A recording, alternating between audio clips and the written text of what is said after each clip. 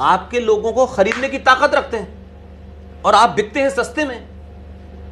अगर आपकी कोई कीमत लगाए और आपके मूल्य, आपके परिवार की जो आस्थाएं हैं वो इतनी मजबूत हैं, तो आपको कोई खरीद नहीं सकता ना। आपको 5 करोड़ रुपया देकर के आपसे कहेगा नहीं कि अपने बाप को गाली दो, आप देंगी।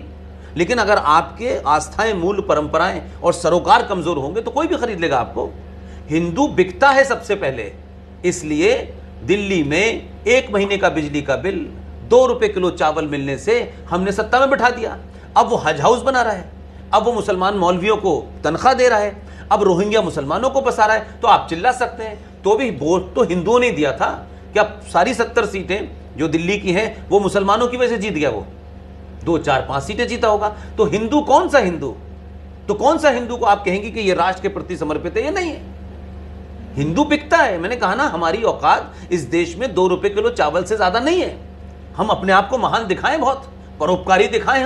हम झूठ मक्कारी पे खड़े हुए लोग हैं। लिहाजा केजरीवाल जैसी मानसिकता सत्ता पर रहने के लिए, इससे पहले भी लोग यही कर रहे थे।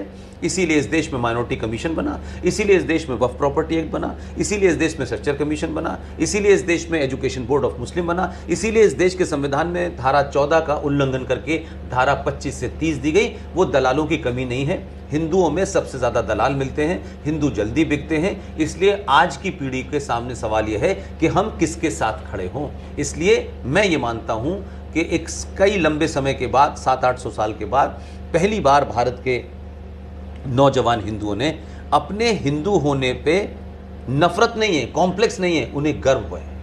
उतनी हजारों साल की जो सभ्यता है वो आपको ताकत देती है कि आपके पूर्वज कौन थे। सब आपके पूर्वज बिकाऊ नहीं थे।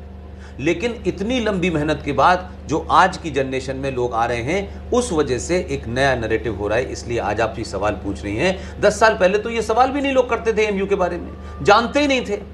लोकल मीडिया को पीआरओ डिपार्टमेंट से 4 विज्ञापन मिल जाते हैं। वो इरफान हबीब के इंटरव्यू छापते हैं कि होली के रंग का मतलब क्या है और पिचकारी का मतलब क्या है। तो दवा तो आप क्या है, वो कभी नहीं बिके।